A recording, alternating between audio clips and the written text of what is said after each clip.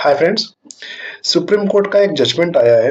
ये जजमेंट है 15 सीबी के ऊपर। जो 15 सीबी सीए इशू करते हैं, बेसिकली जो चार्टर्ड अकाउंटेंट्स होते हैं प्रैक्टिस में, वो इशू कर सकते हैं। 15 सीबी का पर्पज होता है, एक सर्टिफिकेशन होता है, और जो यूज होता है हमारा आउटवर्ड रेमिटेंस में, जो भी हमारे इंडिया से बाहर पैसे भेजे जाते हैं उसके रिगार्डिंग्स में यूज किया जाता है। एंड विदाउट 15 सीबी आप नहीं कर सकते हो। तो बेसिकली इस मैटर में क्या हुआ कि ये मैटर था सीए मुरली कृष्णा जी वर्सेस ईडी। और सुप्रीम कोर्ट का जो जजमेंट आया 10 नवंबर को आया।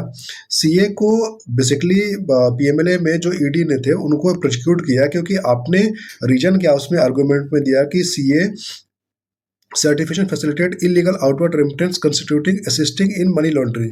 बेसिकली असिस्टेंस जो हमारा वर्ड है, ये हमारा सेक्शन 3 ऑफ पीएमएलए में यूज हुआ है। अगर आप डायरेक्टली इनडायरेक्टली असिस्ट करते हो रिगार्डिंग द इलीगल एक्टिविटी और प्रोसीड ऑफ क्राइम के लिए, तो आप पीएमएलए में आप प्रोसिक्यूट किए जाओगे। तो जो उसके लिए इसके बेसिस पे इन्होंने ईडी ने उस सीए को प्रोसिक्यूट किया। सीए ने क्या किया कि आगे जाके इस मैटर को हाई कोर्ट में फाइल किया। जब हाई कोर्ट में फाइल किया तो हाई कोर्ट का जजमेंट आया सीए के फेवर में। रीजन क्या था कि आर्गुमेंट्स में सीए ने सबमिट किया कि 15 CB certification is statutory duty to confine to tax verification and is lack any knowledge intent of wrong doing. तो बेसिकली क्या था, 15 सीबी का जो पर्पज होता है वो टैक्स कंप्लायंस के पर्पज के लिए होता है कि टैक्स उस पर एप्लीकेबल है या नहीं है। अगर एप्लीकेबल है तो टैक्स को पेमेंट किया गया है नहीं किया गया है, उसके लिए होता है। फर्दर 15 जो हमारा रूल 37 बी होता है, is limited to verifying the tax compliance and does not extend the examine the commercial genuineness of the transaction. Liability जो सेक्शन 3 में आती है ऑफ द पीएमएलए एक्ट होता है, रिक्वायर प्रूफ ऑफ नॉलेज और intent to assist in laundering proceed of crime. There as there was no such evidence of the such intent, the prosecution was quashed. तो high court ने क्या किया था कि जो हमारा प्रोसिक्यूशन किया हुआ था उसको क्वेश्च कर दिया। इट मीन्स की गिल्टी नहीं माना, गिल्टी को हटा दिया, सीए क्लीन चिट हुआ।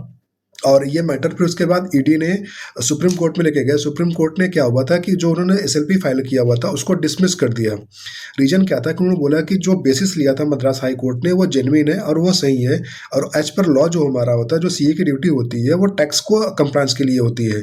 अब उसके सीए उसके बेसिकली कॉमर्शियल नॉलेज में नहीं जाए, कमर्शियल जेन्युइननेस में नहीं जाए कि जो आपने पैसा भेजना है वो कितना सही कितना गलत है। ये एक डिफरेंट मैटर होता है, टैक्स कंप्लायंस का पर्पज अलग होता है। तो इसके लिए ये जो जजमेंट आई हुई है बेसिकली ये सीए के statutory duties in good faith, ये सीए के फेवर में आई है। और जो लोग भी सर्टिफिकेट इशू करते हैं उनके लिए काफ़ी यूजफुल होगा। और आप कोई भी सर्टिफिकेट इशू करो उसको पहले आप अपने रिक्विजिट डॉक्यूमेंट जरूर मेंटेन करना, और आप कोशिश करना कि अगर आपके पास किसी भी बात को लेकर डाउट आती है तो आप अपने क्लाइंट से एफिडेविट भी जरूर मांगो। Thank you.